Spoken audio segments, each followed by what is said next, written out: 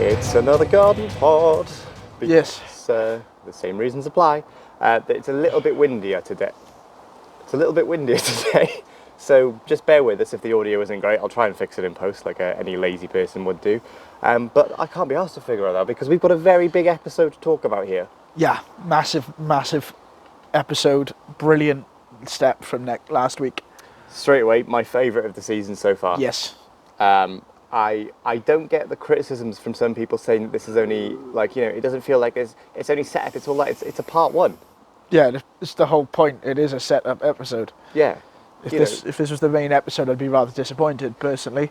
Yeah, it does make it slightly more difficult to review because obviously we're missing the other half of the story. But, I think we've got enough here that we can sink our teeth into. Oh, yes. Should we just go from the opening? Yeah. Because I'm immediately going to be a little bit negative because I've just been very positive. I feel like there's a scene missing. I feel like we should have had at least I think we should have been thrown into something else where the Doctor and Ruby are in the middle of another adventure that we haven't seen, and or just escaping. Yeah, that's what I mean. Just coming off the tail end of that, and they have another encounter with Susan Twist, and that's the thing that finally sets them going. Right, that's it. We've seen this woman everywhere now. What is going on? Yeah, let's go see if UNIT can help, sort of thing. Yeah, and that's when you get that amazing set piece of the TARDIS crashing into the skyscraper. That was really funny, and I like the reunion with everyone. That was really sweet, fist bumping Colonel Ibrahim and giving Kate a big hug and giving the Vlinks a bit of a nod and all that, and the introductions of the new staff, Harriet and Lenny Russ's character Morris. I do feel that there are a couple of characters that don't get as much to do in the story. Yeah. Those two, mostly Rose and Colonel Ibrahim. I feel like we don't still quite know Colonel Ibrahim yet. No. Which is a shame because I think he's quite cool. Yeah, he's cool, but the Doctor seems to know him quite well. I don't know why. There's a little bit of flirting there, I think. Yeah, 100%. There's a little bit of flirting. It's shoot the gap, whereas the Doctor, there's going to be flirting. I mean, yeah, I'd flirt with him. Yeah. But overall, quite a nice reintroduction to everyone and introductions to the new staff as well. I do have this theory, and I've seen a few people talk about this, that I think that the Devil's Cord and Rogue were originally the other way round. Because it fleshes out. Do you mind? I am trying to come up with something genius here. Because if you think about it, Devil's Cord is 6 months later, yeah? So if you put that penultimate to these two, then you get more of a sense of that time jump feels a bit more earned rather than being bang episode 2. Yeah. I think the flashback to Carla makes a bit more sense after they land in the flat at the end of Space Babies. The portrait of Susan Twist feels a little bit less underwhelming after having it pop up as a real person, and then in that one she's a portrait. It kind of, because you can kind of go, who's that? Oh, it doesn't matter. And then it's like, oh, the portrait came to life in this one. Yeah, and I think tonally it works as well. And then if you look at the Devil's Cord, there's a lot more, that's where you get the mention of Susan, which is what leads to this basically all kicking off. You get the one who waits is almost here. To have that right before the finale really feels a bit more... Yeah, I see what you mean. But then, again, that's the running theme with this entire season, is everything kind of feels like it's just been chucked in any random order. There's not really been a sit down and think about, well, this can go here, this should go here, because it ties in very nicely with our planned ending. Yeah. It's just kind of just been, well, that there, that there, that there. It's like they've just drawn numbers. Yeah, I think I would even have gone and put Dot and Bubble as episode 3 as well. Just because that way you have them.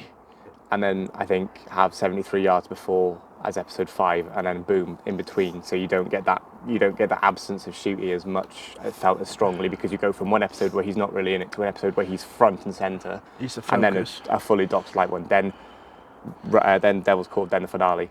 But that's irrelevant. Back to the main shenanigans. I really like this mystery box this year. I have missed the mystery box type things. We haven't had them in a while really, because Flux being one big story, and before that it's sort of the occasional hint of the timeless child and whatnot. But these mystery boxes were very typical of Russell back in the day in his original run, and I think this one is my favourite just because it's something a bit different. It's not just a repeated word. It's like, why is this woman in all these different places and times? Yeah, and it's like with the TARDIS groaning as well, going back as far as Wild Blue Yonder. Yeah. Which I've seen where the Doctor Doctor and Donna are basically at the end of the universe, literally at his physical end, Yeah. and Sutekh could have gone through the void to where they were. Yeah, and interestingly though, that happens obviously before he does the thing with the salt anyway. Yeah. So Yeah, let I'm us know sure your we'll thoughts get- on that one, please. yeah. Another little thing I criticise a little bit. I feel like we could have had more to do with the software that Susan Triad was Yeah. peddling, because it sort of she goes, oh, she's launching this new software. She's got a tech company, but we never actually see any of the tech or software that it's all about. We Yeah. know that you use it. But beyond that, is it just like an operating system? Is it specifically designed around something? Is that something we're going to find out next week? It's just something I feel like could have been, even if it's just a couple of lines.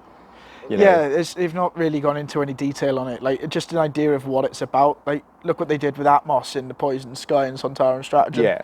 Like, they fleshed that out so you understood what it was. So when you realised what it was and how many people had it when the Sontarans switched it on and turned it into a catalytic converter, Yeah, it was like devastating. You're like, oh Christ, this is real bad. exactly. And also, where's Shirley gone? I like Shirley. Not Yeah. that I don't like Morris, but I don't know. I It was feel good like, fun. We didn't get enough Shirley, I don't think. yeah, I feel like the scientific advisor to unit is almost like the defense against the dark arts teacher in Harry Potter. There's just a Yeah. new one every like all the time, basically. Yeah, and we've gone all this way to make the TARDIS wheelchair accessible, as we Yeah. saw at the end of the Giggle, and now we don't know where the hell she is. Yeah, I mean, obviously, you know, that isn't just specifically for Shirley, but I think it does, you know, it does sort of beg the question. I'm sure she probably will be, maybe she'll be back next year. Maybe it could have just been something as simple as like a filming commitment and she couldn't make the dates work, so they had another scientific advisor. Who else are we going to talk about? Kate. Yes. What an improvement on Kate's character. Yeah, it's a lot less wooden. She's got a bit of a personality. I think some of the complaints, and even as far as even in the Giggle, I think I said that, you know, it's a shame that she's just there to do the exposition and be a bit of a callback to New Who in the past, but also classic Who, as you know, it's the links to the Brigadier and everything. Yeah. But I do like the bit she gets. You know, she has bits of like humour where they have that joke about Elon Musk, where they're like, super alien tech, but apart from the obvious one that we haven't got him yet. That was funny. That made me laugh. A lot of people, I think, missed that joke on Twitter because they were like, "Oh, who are they talking about? Who are they talking about?" I was like, pretty sure it's just a dig at Elon Musk. Like, Yeah. but she gets the funny stuff, you know, like when the doctors ask about time window. She's like, "You told us to never experiment with time travel. Have you got one?" Yeah, stand there. But then she also gets some really heartfelt moments, you know, like when she talks to the doctor about Susan and has a hug with him and everything, and you Remember, can tell, this is about the time the Brigadier spoke to her about everything. yeah. And all the, you know, I think when she's a very good boss because she knows everybody by name, and you know she's clearly really bothered when Winston Chidozi bites the sand.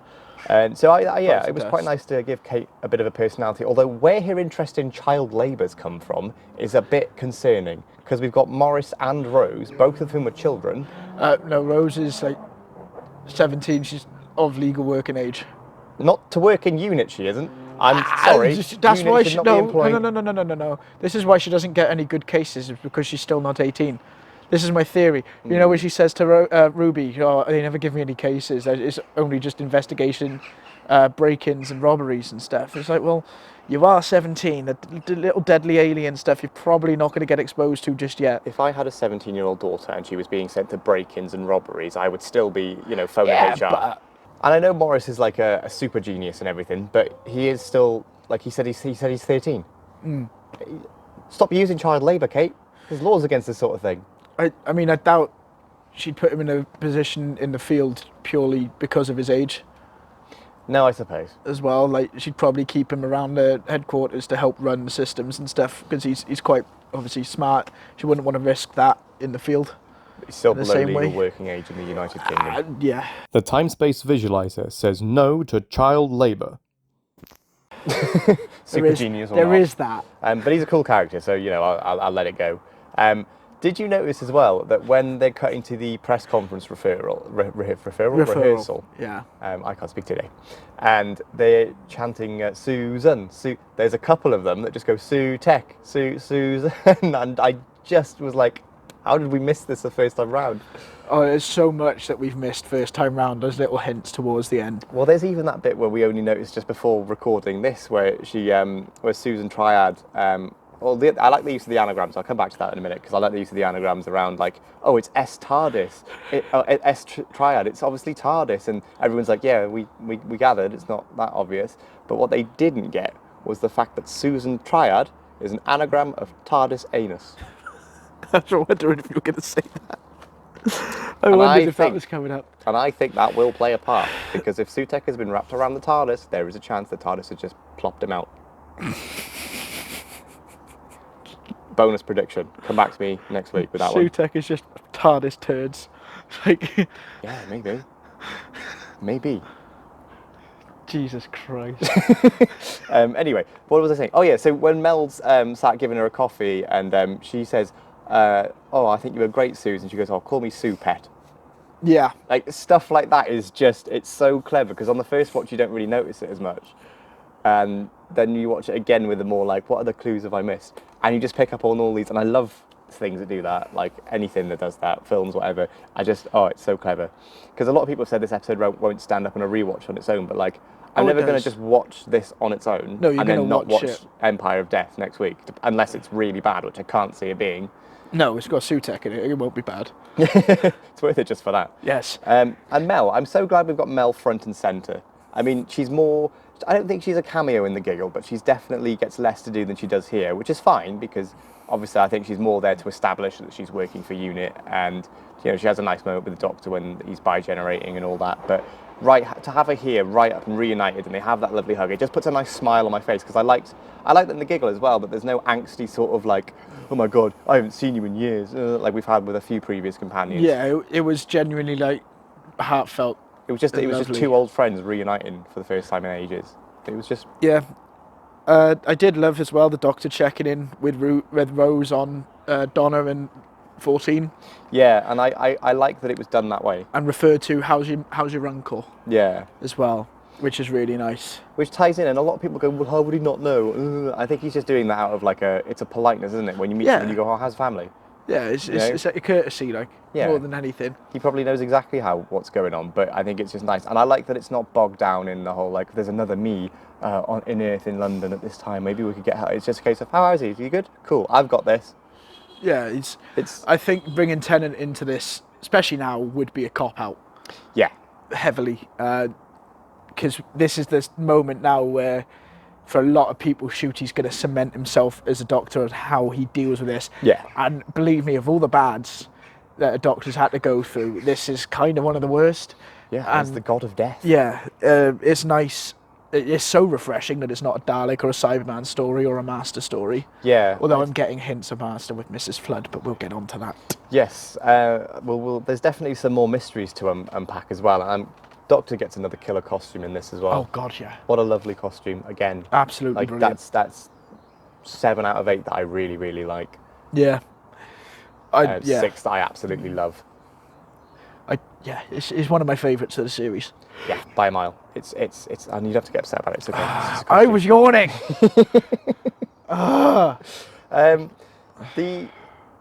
I feel like we have got to address the Susan-shaped elephant in the room because that is that's the sting of the title sequence here. It's like Susan's my granddaughter, and it's like setting it up. And I think if Oh, it's Susan's such a not, tease. yeah, and I think if she's not back next week, I think that is really going to look quite poor.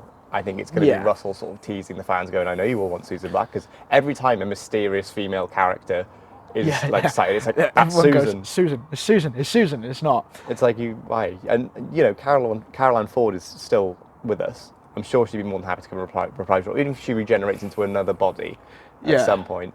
I could see that happening next week. I could see a Susan return, helping defeat Sutek, but gets killed in the process and regenerates into a new form. Maybe that could be Mrs. Flood. I still think that Ruby's mum is Susan and Mrs. Flood. Yeah, I think they want. it'll be very interesting. But obviously, like, as we've seen on a couple of clips earlier before filming, Russell T Davies said they're going to meet a kind, lovely new woman. Yes, what was it he said? There's a kind old woman waiting on a distant planet or something. Yeah, that something has along those got lines. to be It Susan. has to be Susan, and if it's not, We're gonna look. We're like gonna- absolute muppets. be very upset in a very nice cinema when we watch this on Friday night. I can't wait to watch that in the cinema. And this episode, I mean, one thing again, 8 out of 8 in terms of solid, really good direction. 10 out of Like 10. Jamie Donahue was fantastic when it came to doing this because you get the simple stuff, but even the simple stuff feels like it's got a real flair to it. There's that Yeah.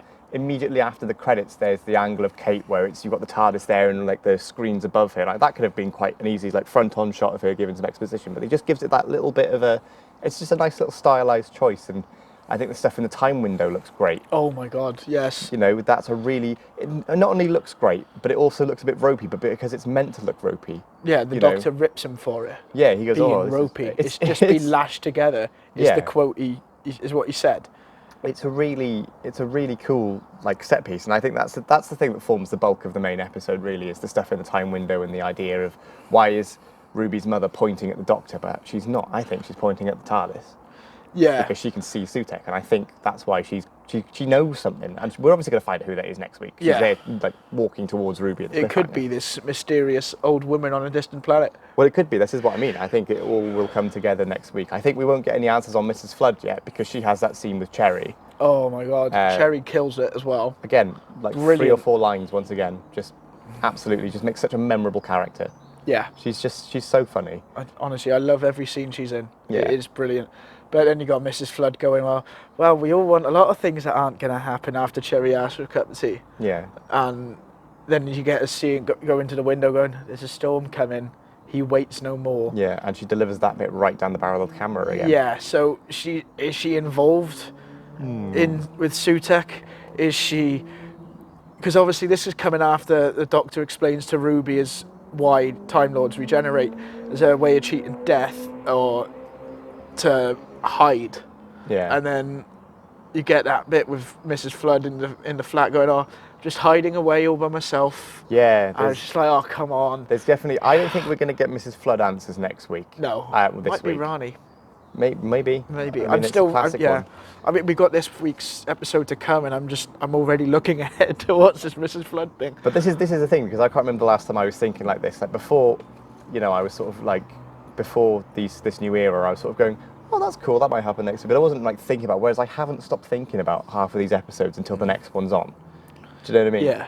Like, this is the most engrossed I've been in new Doctor Who for a long time. And I know that there's lots of people that aren't fans of it, and that's fine. But I'm, reveling in the fact that for me, although there's been issues, which we'll talk about in our overall video after we've done Empire of Death next week, I think overall it's the strongest it's been in a while. And this is like near perfect. And I love the creeping dread that builds in that time window.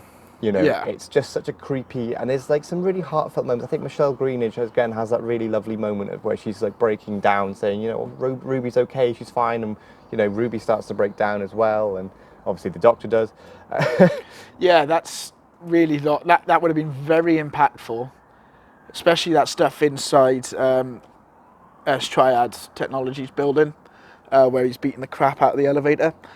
I feel that would have been a lot more impactful had we not seen the Doctor cry in every single episode. Obviously, Yeah. some are exceptions. Yeah. Rogue, I can forgive. Boom, I can definitely forgive. Dot and Bubble. Dot and Bubble, yes. Everything else, there's no need to cry. Yeah. Really? I even think Boom to an extent, even as a plot device, because he's meant to be completely still, and you can't cry being completely still. No, but like he's then like, obviously when the what's her face, the girl on it. Monday? No, the Splice. Splice, that one, the annoying one. When she runs towards the kid. Doctor, because she hears her Yeah. dad's voice and stuff. Obviously, he's gonna cry because he's like, "Oh Christ, I could take out everyone." Yeah. So no, like, I suppose, it's yeah. still justified, and like, it's an innate reaction to the situation. So you can't argue that one. Yeah. One thing I did find quite funny was when they were about to activate the time window and they've got the tape of the CCTV from Ruby's abandonment, and the Doctor goes to Morris. He's like, "Morris, get this tape wired up. We need to get this thing ready," and then doesn't give him the tape. Yeah, there is that. I spotted that and I was like, oh, because like Morris even comes up to the window. And the Doctor walks towards him and then turns around again and he just goes off, and I'm like, oh, and you didn't give him the tape and he's still got it in his hand. Which was like such a classic like TV cock-up. Just Yeah. made me laugh. One thing, again, I do want to address, this is another thing that sort of takes it down a little bit for me, is when he has that conversation with Kate about Susan.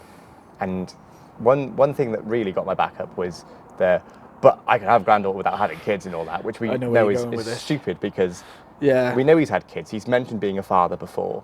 Yeah. You know, I mean, it you just- literally have the episode, the doctor's daughter.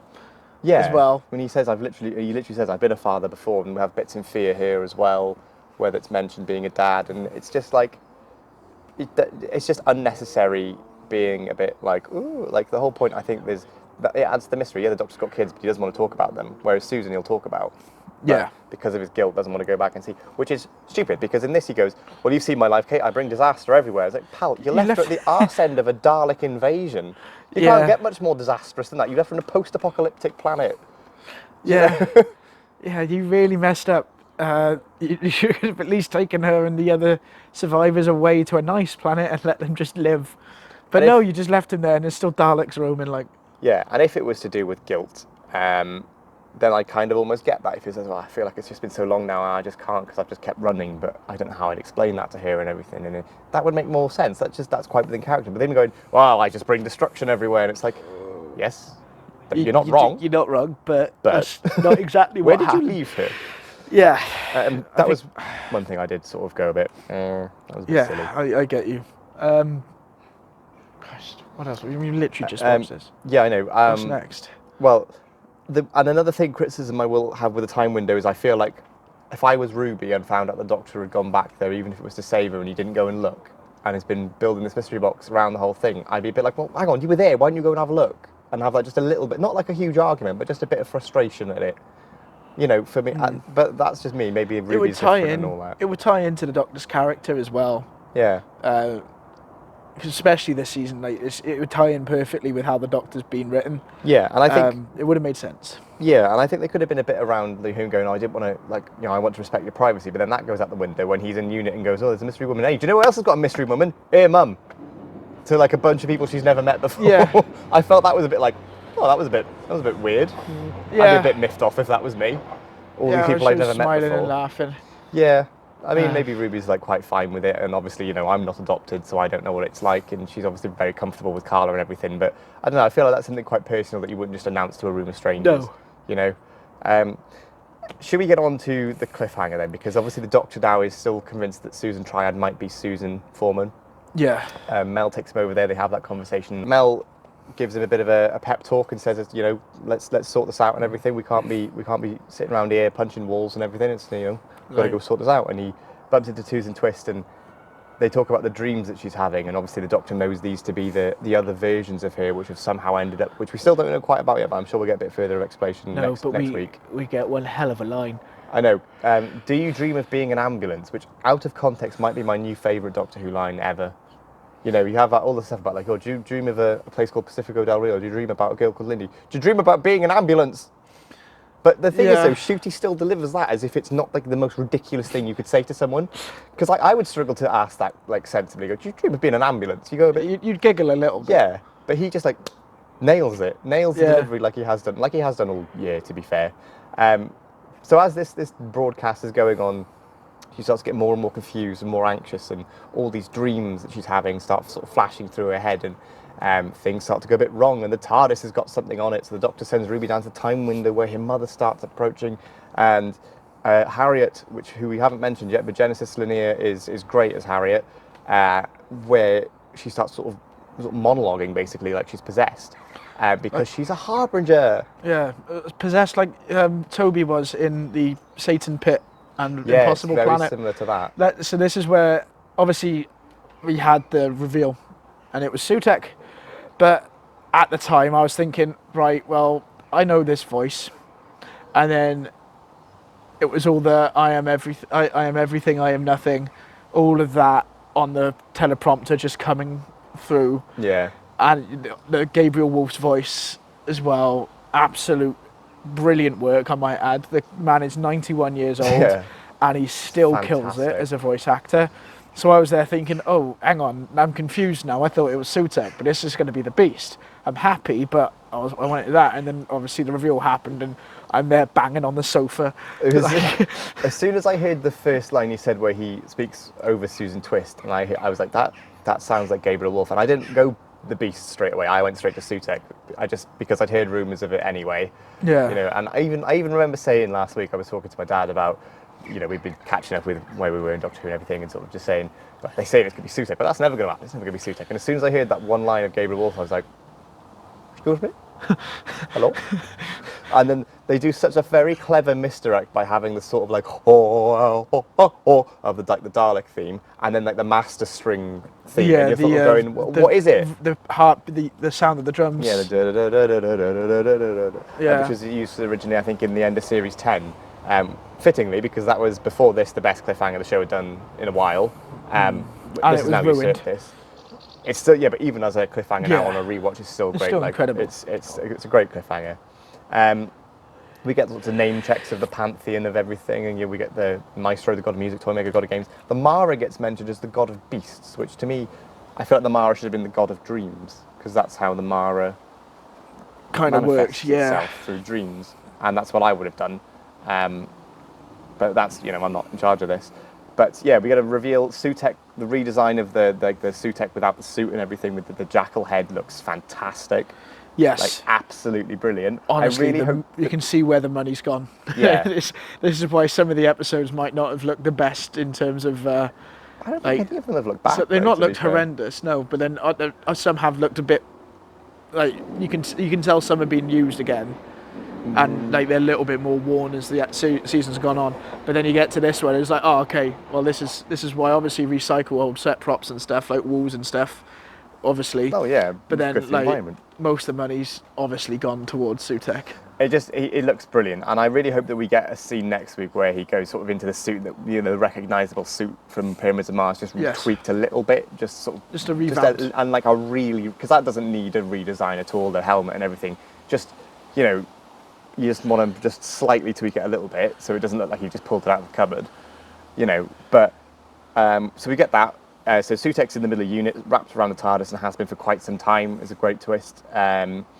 Susan Triad has changed into one of sort of Sutek's emissaries and is threatening the Doctor, with a gift of Sutek's death Sutek's gift of death. to all humanity, which is a great Gift callback. of death, even. Yeah, and Ruby's in the time window, and her mother's walking towards her, and that's where we finish. Yes. And what a bloody cliffhanger! I mean, It's a triple whammy here. I love a triple cliffhanger. I love triple cliffhangers. And yeah, like I said, it's quite difficult to review this because obviously we don't know where this is going to go. This could nosedive next week. Yeah, this would go off. I don't think it will, but It will. there's, It's got Sutek in it. anything's possible. It's got Sutek in it. Well, Very cool though that we got Tales of the TARDIS this week as well with Yes. a new edition of Pyramids of Mars. And if you want to watch our review of Pyramids of Mars, I think it was the first story we actually reviewed on the channel. Yeah. So it'll be somewhere. It'll be on the end screen, I imagine. it's definitely worth a watch.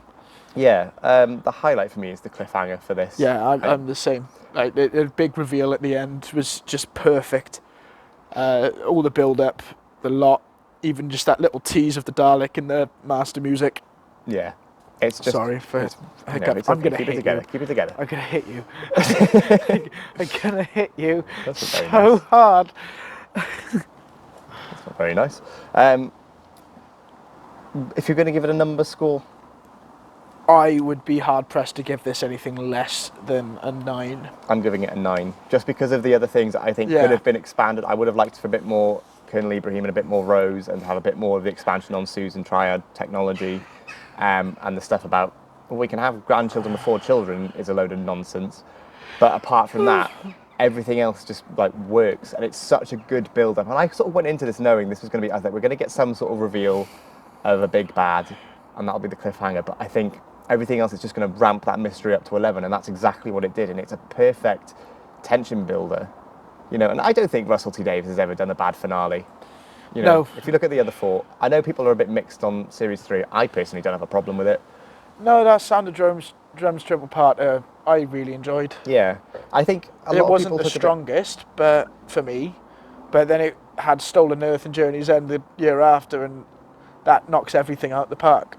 So, Yeah. quit your whining. I think it's all pretty good, and a lot of people saying, "Oh, but loads of people won't know who Sutek is." It doesn't matter because he goes, "I'm the god of death." That's all you need. Yeah, Yeah, and Tales of the everything else TARDIS is- as well. You can watch. It's funnily enough going to be Pyramids of Mars. Yeah. So go and watch that if you want to know who Sutek is. Or he also did a really good mini documentary, which is definitely worth your Go watch time. Oh Mummy as well. Yeah. I just think that yes, all right, it's a fair point. Not many people are going to know who Sutekh is, but part of that mystery will be then just finding out. But like, you know, how many people knew about the Master in Utopia, for example? Yeah. You know, Yeah. I mean, I did, but lots of And other we- people my age wouldn't have done. No, that would have been like a big, oh no, who's this guy? Yeah, but And that's then you'd have exactly gone what and- this is. yeah. It's like, oh God, this is like, there's a big dog thing on the TARDIS, and it's saying it's the god of death. Like, what more do you people need? Yeah, it's so nice seeing them bring back some of the villains from classic Who as well. Yeah. While it's always fun to have the new villains and like with the technology we got, keep cracking on with that.